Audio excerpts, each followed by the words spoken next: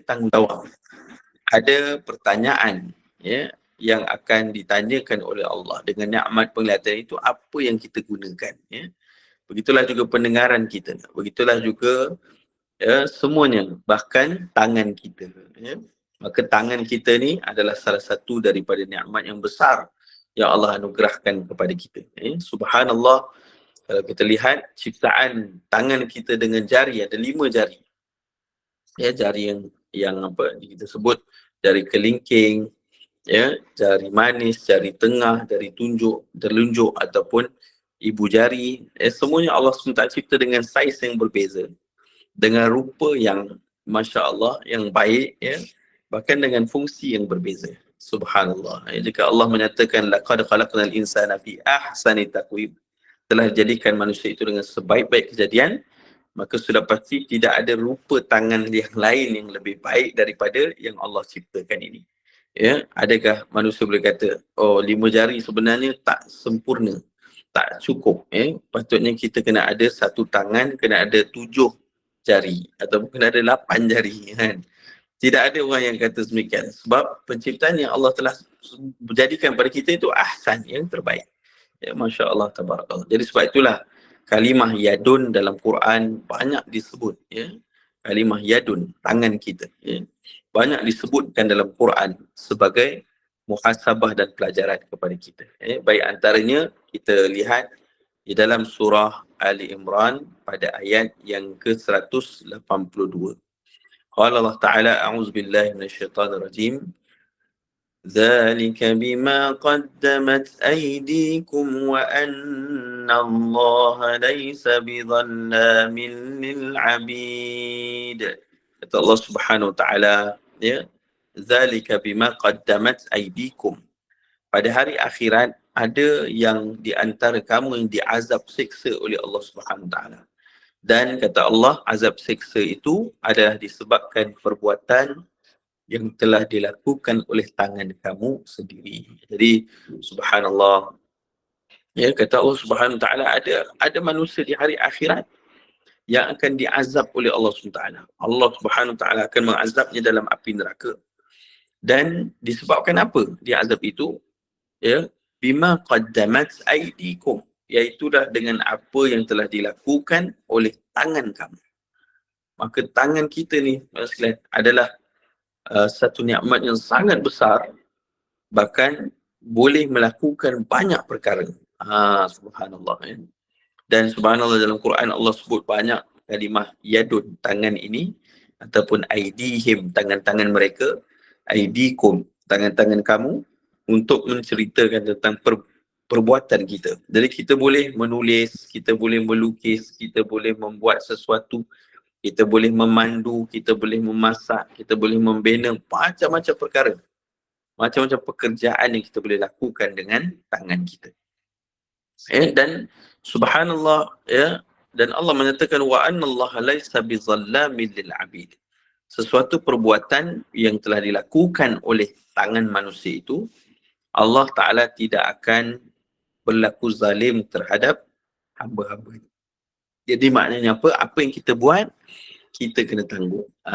Tidak ada jadi orang lain yang buat, kita yang tanggung dosa, tak ada. Seseorang itu yang apa yang dia lakukan, maka dialah yang akan mendapat balasannya. Jadi sebab itulah ayat-ayat ini memberikan satu pelajaran kepada kita bahawa anggota tangan kita, antaranya perbuatan kita yang kita lakukan saban hari, adalah sesuatu yang akan dinilai oleh Allah Subhanahu wa Ta'ala, yang akan diberi balasan oleh Allah Subhanahu wa Ta'ala.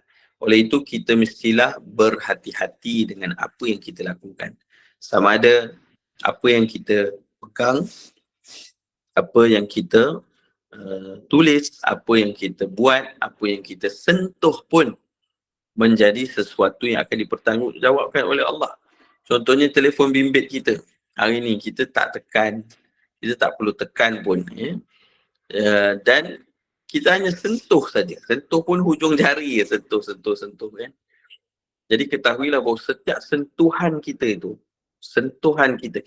kita sentuh apa? Untuk buka apa? apa yang kita sentuh tu akan ditanya oleh Allah di hari akhirat. Ya, sehingga kan tidak terlepas walaupun satu sentuhan, melainkan semuanya akan diberi balasan oleh Allah Subhanahu Wa Taala. Subhanallah. Kalau kita sentuh benda yang halal, benda yang baik, maka kita dapat pahala, dapat kebaikan. Tapi kalau seorang tu sentuh benda yang buruk, benda yang haram, benda yang merosakkan, benda yang bawa keburukan pada orang lain, fitnah ke apa sebagainya, maka dia akan dipertanggungjawabkan ke atas apa yang dia lakukan. Nauzubillah min zalik. Jadi subhanallah, begitulah yang sama yang Allah sebut dalam surah Al-Anfal ayat 51. Dzalika bima qaddamat aydikum wa anna Allah laysa bidhallamin lil 'abid. Ayat yang sama, tapi Allah ulangi dalam surah yang lain. Iaitu maksudnya, dan demikian itu disebabkan apa yang telah dilakukan oleh tangan kamu sendiri. Sesungguhnya Allah tidak akan sekali-kali berlaku zalim terhadap hamba-hambanya. Jadi maknanya, kalau satu statement dalam Quran itu berulang, membawa makna perkara itu sangat penting. Perkara itu sangat-sangat penting untuk kita ambil perhatian, untuk kita pastikan tidak kita terjerumus kepada kesilapan dan perkara-perkara yang merosakkan. Jadi sebab itulah hidup kita, apa saja yang kita lakukan dengan tangan kita akan dibentangkan di hari akhirat. Dan subhanallah, dengan itulah kita sentiasa memilih untuk buat kebaikan dengan tangan kita. Jadi apa contoh kebaikan yang diajarkan Rasulullah SAW dengan tangan kita? Antaranya baginda Nabi pernah menceritakan an Abi Hurairah radhiyallahu anhu wa qala Nabi sallallahu alaihi wasallam sab'atun yuzilluhumullahu fi zillihi yawma la zilla illa zilluhu. Dalam satu hadis Nabi cerita bahawa di hari akhirat, keadaan akhirat yang sangat huru-hara, panas, dan begitu dahsyat, kata Nabi SAW, ada 7 golongan. Tetapi dalam ramainya manusia, ada 7 golongan yang mendapat naungan arsy Allah. Yang mana tiada naungan melainkan naungannya. Jadi, 7 golongan ini, salah satunya adalah golongan yang menggunakan tangannya. Untuk apa? Warajulun tasaddaqa bisadaqatin fa'akhfaha hatta la ta'lama shimaluhu ma tunfiqu yaminuhu. Kata Nabi SAW, satu golongan yang mendapat naungan arsy Allah, iaitu dia sudah pun mendapat tanda-tanda yang dia akan masuk syurga. Iaitu siapa dia?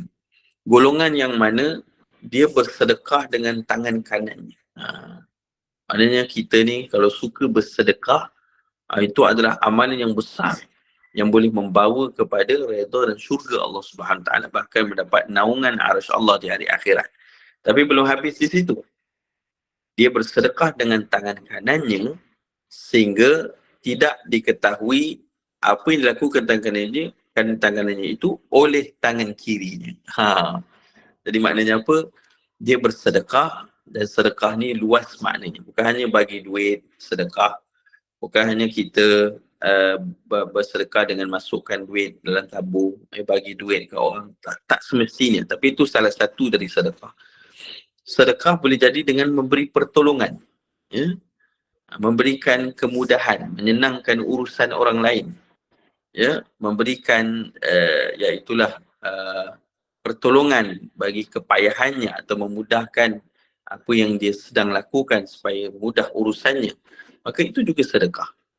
Sebagai contoh, kita lalu tepi jalan, kita nampak ada kayu, ranting kayu di tengah jalan, kita angkat alih, itu sedekah, dapat pahala besar.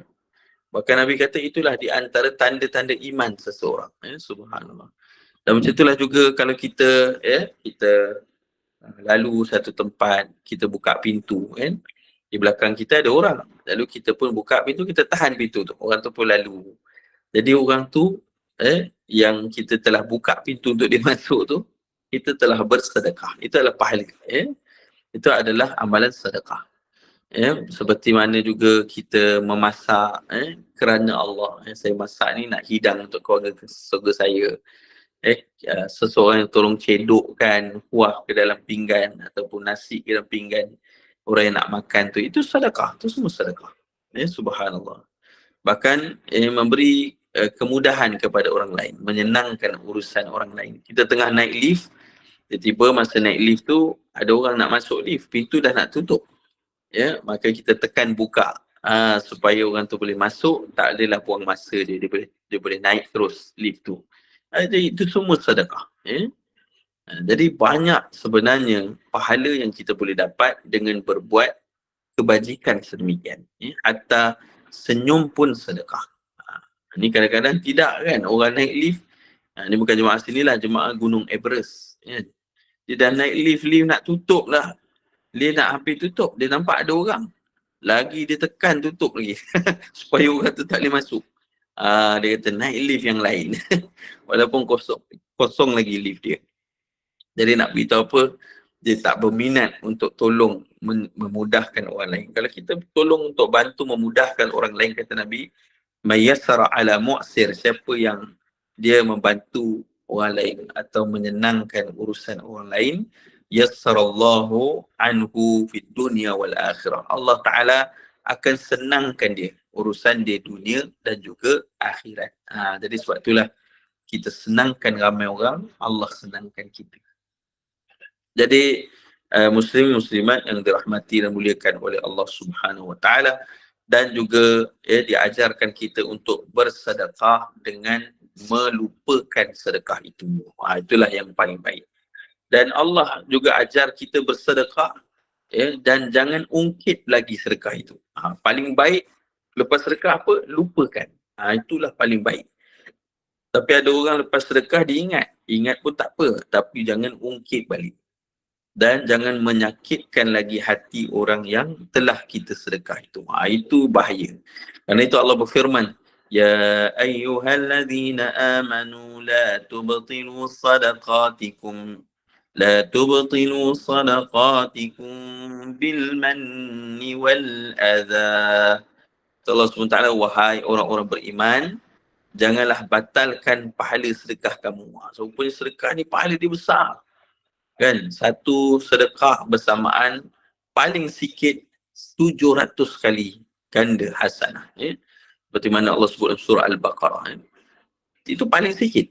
Bahkan Allah beritahu dalam Quran, wallahu yudha'ifu liman yasha. Siapa yang lebih lagi pengorbanannya untuk dia bersedekah, maka lebih besarlah pahala yang Allah akan beri pada dia. Jadi sebab itu apabila pahalanya sudah besar, maka Allah Ta'ala beritahu jangan kamu batalkan pahala itu. Artinya jadikan pahala itu hancur, binasa. Bagaimana? Bil manni wal azza. Iaitu bila kau dah sedekah, kamu dah sedekah, kamu mengungkit kembali sedekah itu. Ungkit balik. Dulu saya yang tolong dia tu. Kalau tak senang dia tu. Begitu. Kita dah buat kebaikan, kita jangan ungkit balik. Maka mengungkit itu akan membatalkan pahala sedekah itu. Wal adha, dan juga adha artinya manni wal adha artinya mengungkit dan juga menyakitkan hati orang yang dah kita bagi tu. Lepas dia dah bagi tu, ingat saya tolong kamu ni. Esok jumpa lagi. Saya yang tolong kamu tau. Ingat tu. Dia menyakitkan, seakan-akan lepas dia bagi tu dia berkuasa terhadap orang tu. Tak boleh macam tu. Macam dia dah sedekah dekat satu masjid, banyak jumlahnya, lepas tu dia kata orang masjid kena ikut cakap saya. Tak boleh macam tu. Dia dah bagi sedekah kat satu keluarga tu kena hormat dia. Kena taat pula pada dia. Ini salah. Ini adalah perkara yang merosakkan amalan kebaikan kita. Sebab tu kita kena hati-hati. Jadi bersedekah dengan tangan, tolong, bantu, buat kebaikan. Ini semua adalah amalan yang baik dengan tangan kita. Jadi yang keduanya, apa lagi amalan baik? Tangan kita. Dengan kita banyak berzikir. Zikir guna tangan kita. Subhanallah, subhanallah, subhanallah, subhanallah. Kalau tasbih, pegang tasbih. Jadi tasbih, setiap kali kita menyentuh tasbih, setiap kali kita menyentuh jari kita, kita semua akan mendapat pahala di sisi Allah, hasanah di sisi Allah Subhanahu wa ta'ala. Jadi sebab tu kita bila kita melakukan sesuatu zikrullah, gunalah tangan kita untuk menghitung zikir-zikir kita. Moga-moga yang menjadi saksi di hari akhirat. Selain daripada itu, kita dengan tangan kita, kita gunakanlah untuk melakukan amalan yang baik. Antaranya kita memegang mushaf Al-Quran. Kita membaca Quran dengan memegang mushaf. Macam malam-malam ada baca surah Al-Mulk di surau-surau di masjid-masjid kan. Kadang-kadang ada orang bagi kepingan kertas yang ada tulis surah Al-Mulk ataupun yang ada photostat surah Al-Mulk kan. Jadi kalau kita pegang, kita pegang benda disebutkan dengan surah Al-Mulk tersebut, itu pun ada hasanah. Kita pegang Quran, baca, maka semua tu ada hasanah. Maka jadilah tangan kita ni buat kebajikan dan kebaikan. InsyaAllah dengan itu kita akan mendapat penyaksian yang baik di hari akhirat. Dan seterusnya begitulah juga kita banyak solat sunat. Kita banyak solat. Bila kita solat, salah satu daripada rukun solat kita, ada rukun sujud kita adalah tangan kita. Jadi rukun sujud ni ada 7. Kita punya dahi dan hidung sekali, 1. 2 tangan, 2 lutut dan 2 hujung kaki. 2 hujung kaki berarti jari kaki kita kena tekan sikit. Kalau mampulah. Kalau tak mampu tak apa. Kalau mampu kena buat. Itu dalam mazhab Syafi'i dia adalah rukun. Rukun sujud. Jadi tangan kita akan jadi saksi. Lutut kita, kaki kita. Dengan sebab itulah subhanallah kita sama-samalah kata apa, memanfaatkan anggota badan yang Allah kurniakan untuk melakukan amal. Jadi bila kita sujud, solat, maka ia akan menjadi saksi di hari akhirat, saksi yang baik. Dan sebab itulah para jemaah muslim-muslimat dirahmati Allah Subhanahu Wa Taala. Seterusnya di dalam surah An-Nur ayat yang ke-24, Allah Ta'ala berfirman, A'udzubillahi minasyaitanirrajim, Yawma tashhadu alaihim alsinatuhum wa aydihim wa arjuluhum bima kanu ya'malun.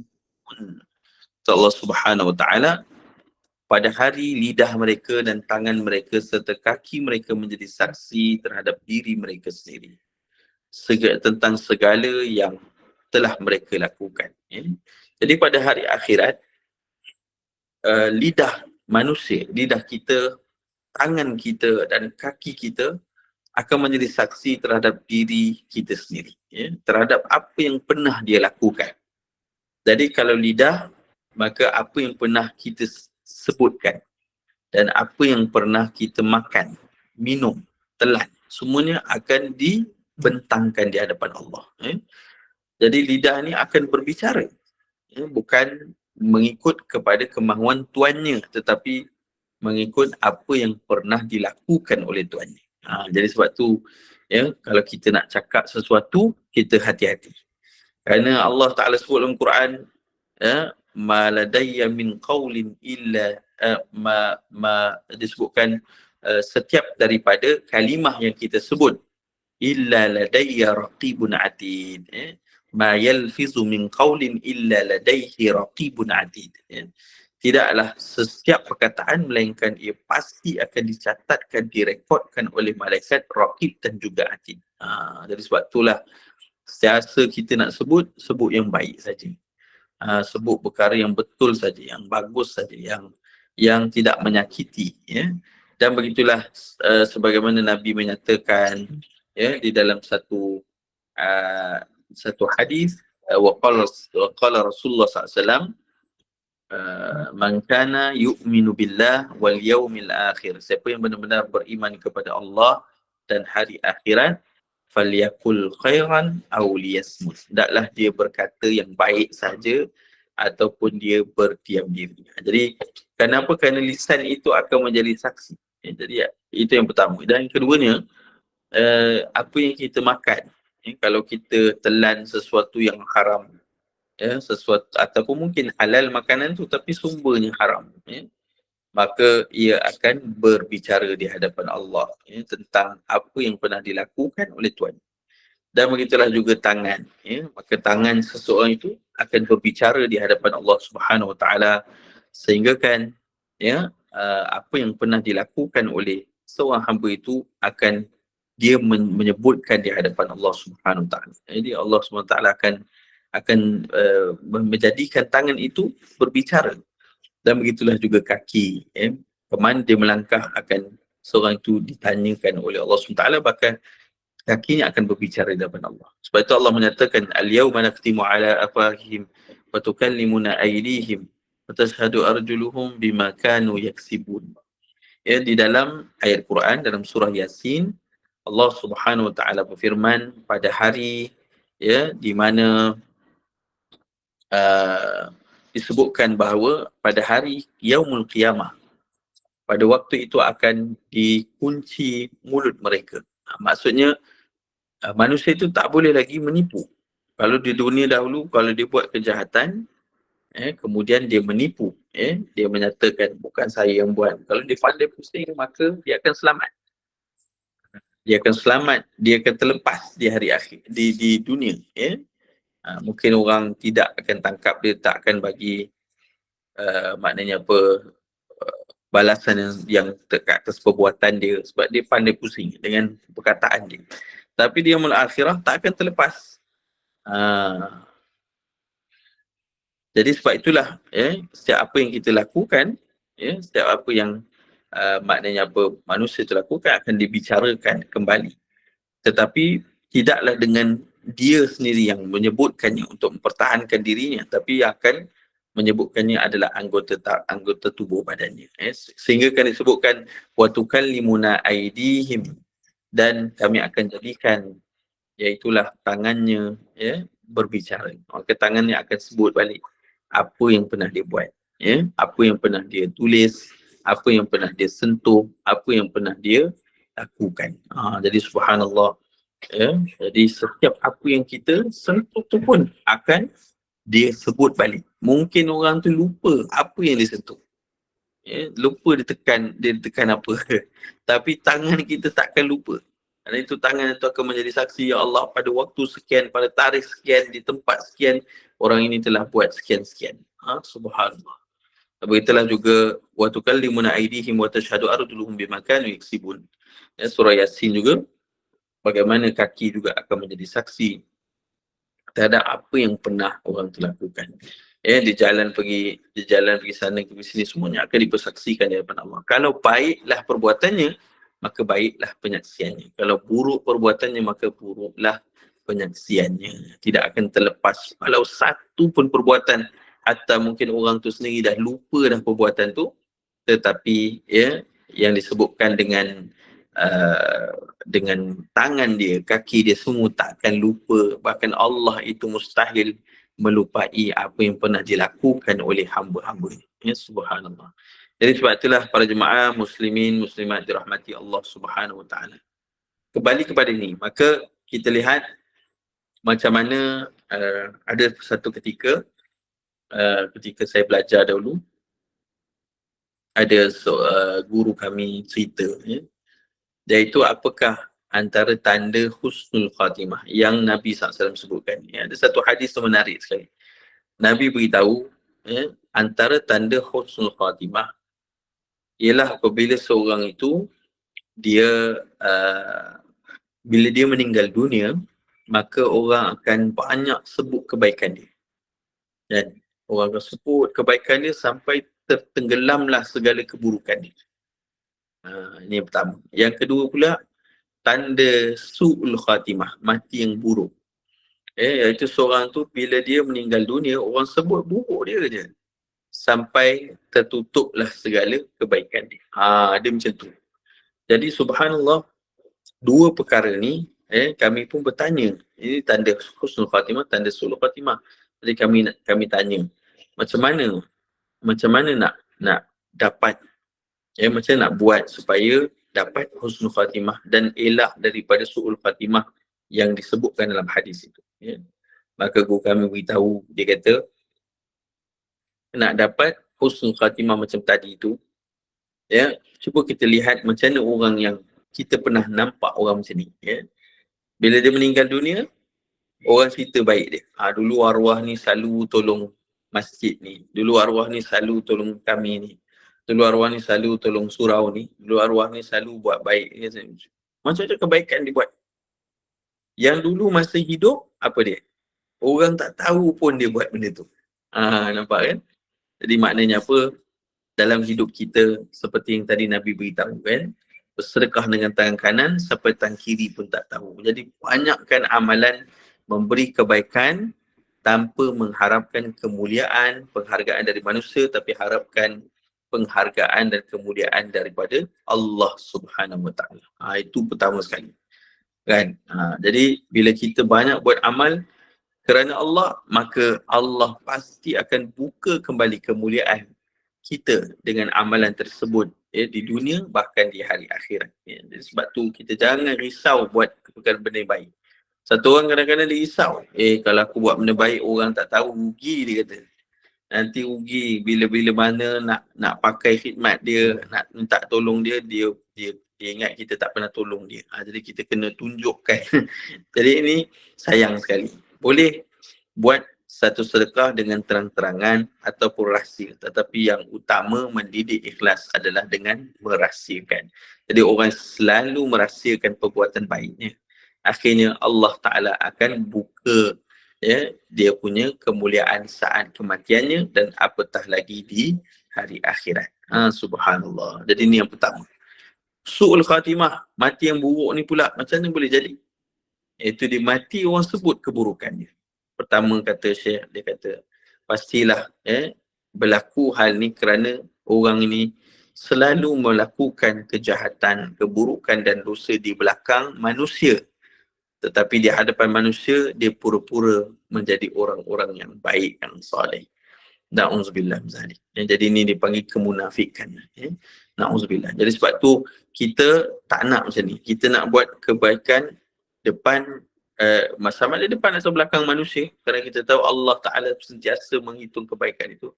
Dan kita nak meninggalkan kejahatan, keburukan, sama ada di hadapan maupun di belakang manusia. Kalau seorang tu dia depan manusia baik dia, belakang manusia, ya Allah, dosa, maksiat dia buat, dengan menyangka bahawa tak ada orang tahu, mencuri sebagainya.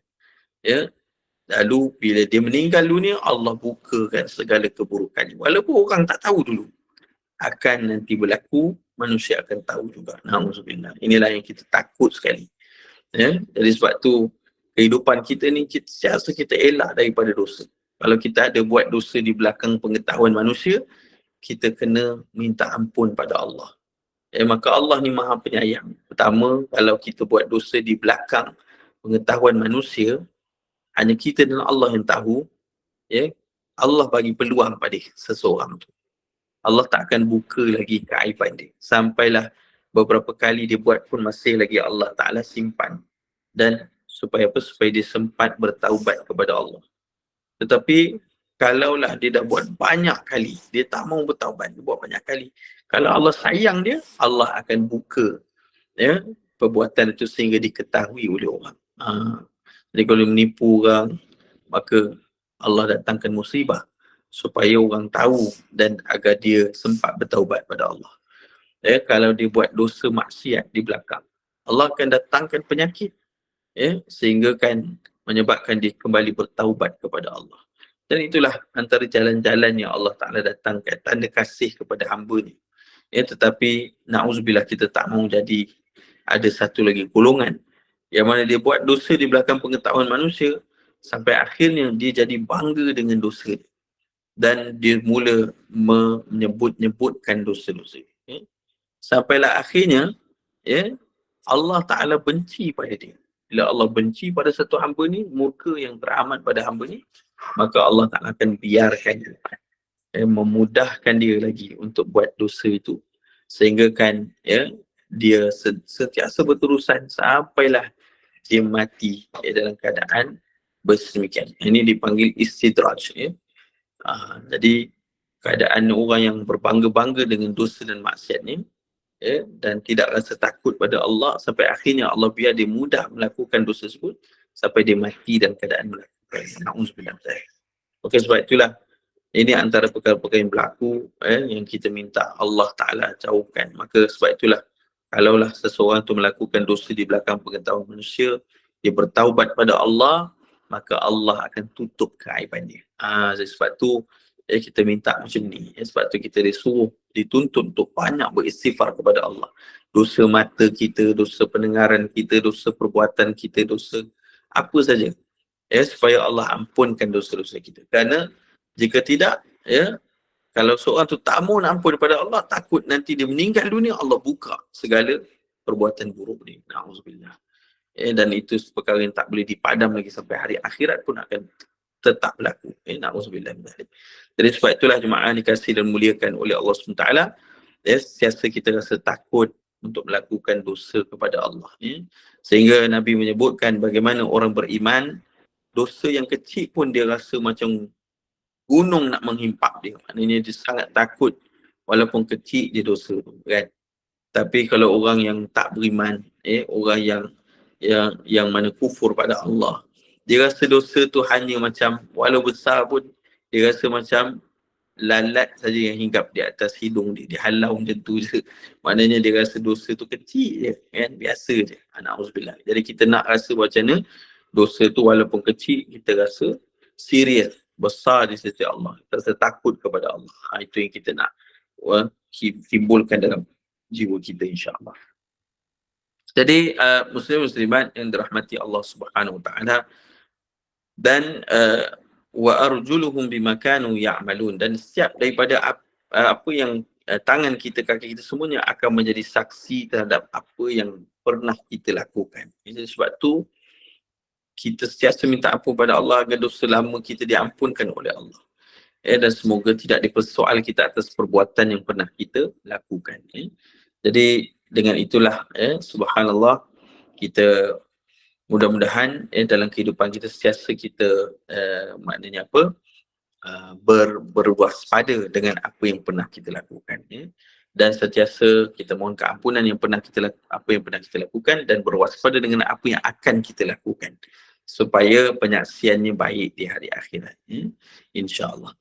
Baik, yang terakhir mas sekalian, dalam surah Qiyamah ayat 3 dan ayat keempat, Allah berfirman, ayahsabul insanu an lan najma'a 'idhamah bala qadirina 'ala an nusawwiya bananah. Allah Subhanahu wa taala, apakah manusia menyangka bahawa kami, Allah Taala dengan kekuasaan kami, tidak akan mengumpulkan kembali tulang belulangnya? Jadi Allah Ta'ala di hari akhirat akan kumpul balik semua manusia. Tulang belulangnya akan didatangkan semula, dihidupkan kembali manusia di yaumul akhirah. Dan Allah Ta'ala bertanya, adakah manusia yang tak mau beriman menyangka bahawa susah bagi Allah untuk kumpul kembali tulang belulang? Sebenarnya tulang belulang kita ni memang banyak. Ada 206 tulang pada setiap tubuh badan kita. Kepala kita, tangan kita, kaki kita dan sebagainya. Dan tangan kita saja, satu tangan ada 27 tulang. Dan tulang ini semua Allah Ta'ala jadikan, dan apabila telah binasanya tubuh badan kita, bila kita meninggal dunia, ditanam, tetapi di yaumul akhirah Allah akan kumpulkan kembali. Sehingga kita dicipta, kita akan dikembalikan, dihidupkan semula, dan setelah ditiupkan sekali yang kedua, dan kita akan dipersoalkan kembali atas apa yang pernah kita lakukan, dan akan dibalas kembali atas apa yang pernah kita lakukan. Jadi hari akhirat itu adalah pasti, dan apatah lagi di dunia ada orang yang buat kebaikan tidak mendapat balasan yang setimpal, ada orang yang buat kejahatan, kezaliman pula pun tak dapat balasan yang setimpal. Maka sebab itulah wajib ada akhirat itu, kerana Allah itu maha adil. Dan dia tidak akan membiarkan sesuatu ketidakadilan itu berterusan. Sampailah mesti diadili semuanya. Dan dengan itulah wajibnya ada hari kiamah. Maka jemaah sekalian, bila disebut demikian, lalu Allah Ta'ala menyatakan ada manusia menyangka mustahil lah ada kiamat ni. Bagaimana nak kumpulkan balik tulang belulang? Kalau tangan ni ada 27 tulang, dua tangan 54 tulang. Kan susah nak susun balik. Tetapi itu mudah saja bagi Allah. Sehingga Allah menyatakan, bala qadirina ala an nusawwiya banana. Bahkan bukan hanya Allah Ta'ala boleh menyusun kembali tulang belulang itu, mengumpulkan kembali tulang belulang itu, bahkan kata Allah, Allah Ta'ala itu berkuasa menyusun kembali setiap garisan yang ada pada jari kami. Jadi jari kita ni ada garisan, dan garisan-garisan itu membentuk satu perkara yang istilah yang kita sebut sebagai cap jari. Jadi subhanallah, ini adalah ayat mukjizat Al-Quran.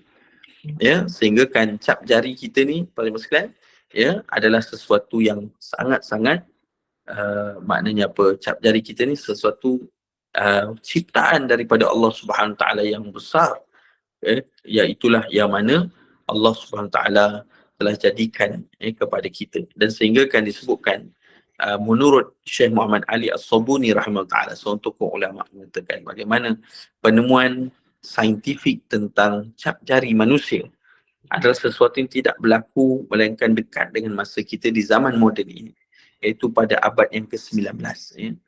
Jadi baru manusia mencipta satu sistem namanya sistem biometrik untuk membezakan kita dengan orang lain, iaitulah cap jari kita. Sebab tu di dalam pasport kita, di dalam kad pengenalan kita ada cap jari untuk maknanya apa, untuk membezakan antara diri kita dengan orang lain. Maka kalaulah seseorang itu dibezakan dengan cap jarinya di dunia, maka Allah Ta'ala menyatakan bala, bahkan kalaulah menyusun tulang itu sukar, Allah boleh buat yang lebih sukar lagi, iaitu Allah boleh susun kembali garisan cap jari kita di hari akhirat nanti kepada siapa pemiliknya di hari akhirat. Jadi Syekh Muhammad Ali As-Sabuni rahimahullah ta'ala menyatakan garisan-garisan yang ada pada jari manusia boleh membezakan antara seorang manusia dengan manusia yang lain. Maka ini adalah identiti kita. Jari kita, cap jari kita tak akan sama dengan mana-mana manusia yang pernah hidup di muka bumi Allah, bahkan di zaman kita, dan yang akan lahir selepas kita. Subhanallah. Ini adalah tanda keagungan Allah. Maka kata Syekh bahawa bagaimana Allah yang Maha Agung telah menciptakan diri kita, dan dia mengetahui rahsia pada diri kita, tubuh badan kita, dan dia menggunakan kalimah an-nusawiyah, kami akan menyusun kembali garisan itu, menunjukkan bahawa setiap manusia yang telah lahir dengan cap jarinya akan dikembalikan kepada siapa pemiliknya di hari akhirat. Kalau kat dunia cap jari itu digunakan sebagai pengenalan, maka satu orang yang buat jenayah dikesan cap jarinya, dan tidak akan orang lain menjadi salah, melainkan dialah yang akan salah kerana cap jarinya telah ternampak di tempat berlakunya jenayah itu. Macam orang mencuri kan. Di tapi saya ni pernah ada orang masuk, dia pecah tingkap, dia masuk dalam, dia pecah pula almari, dia ambil tabung tahfiz. Dalam tu ada RM40 je. Tapi kos nak repair balik tu RM100 kan. Kalau dia jumpa saya, Ustaz boleh tak ambil RM40? Nak minta RM40, boleh je kita bagi kan. Tapi sebab dia mencuri, habis dia pecah yang benda lain, Allah, jadi kena tanggung pula kos yang lain tu kan. Jadi apa yang berlaku bila polis datang, polis tak bagi masuk, bahkan dia pun menggunakan alat UV light, kemudian menggunakan serbuk kimia, dan akhirnya dia dapat tangkap cap jari siapa yang buat buka almari tu, dan akhirnya dengan cap jari itu didapat, maka memang boleh jumpa siapa yang buat. Subhanallah, itu sistem biometrik. Maka sistem ini tidak ada dulu, ia berlaku di zaman kita. Sedangkan di dalam Quran telah menyebutkan bagaimana kita memiliki perbezaan yang besar antara seorang individu dan individu yang lain. Kalaupun rupanya sama, kalaupun suaranya sama, kalaupun ketinggiannya sama, tetapi cap jari tidak akan sama antara seorang dengan seorang ini. Maka inilah mukjizat Al-Quran. Maka dengan itulah kata Syekh Muhammad Ali As-Sabuni, iaitulah kalaulah cap jari itu pun dikembalikan kepada pemiliknya, disusun kembali kepada pemiliknya, bukan hanya satu jari tapi seluruh jari kita, bahkan jari kaki kita, apatah lagi setiap amalan kita yang tidak akan terlepas daripada perbicaraan Allah, dan juga tidak akan terlepas daripada balasan di sisi Allah Subhanahu Taala di hari akhirat. Maka insya-Allah sama-sama kita mengambil manfaat daripada apa yang telah kita bincangkan pada pagi ini, Mudah-mudahan sesa kita dapat selalu membaca, memahami serta beramal dengan ayat-ayat Al-Quran yang merupakan mukjizat. Dan begitulah juga sentiasa kita melakukan amalan kebajikan, kebaikan dengan anggota tubuh badan kita agar menjadi saksi yang baik bagi kita di dunia dan di akhirat. Dan begitulah juga kita banyak melakukan ketiganya amalan-amalan yang ikhlas kerana Allah. Moga-moga Allah Ta'ala kurniakan kita husnul khatimah dan penyaksian yang baik di hari akhirat dan dimasukkan kita ke dalam jannah insya-Allah. Dan begitu juga yang keempat, sama-sama kita jauhkan perbuatan dosa sama ada terangan maupun yang sembunyi. Moga-moga Allah rahmati kita dengan kasihnya dan Allah masukkan kita di kalangan hamba-hambanya yang dihimpunkan dalam jannahnya dan dijauhkan daripada api nerakanya insya-Allah di akhir akhirah. Aku qauli hadza wa astaghfirullah azim li wa lakum.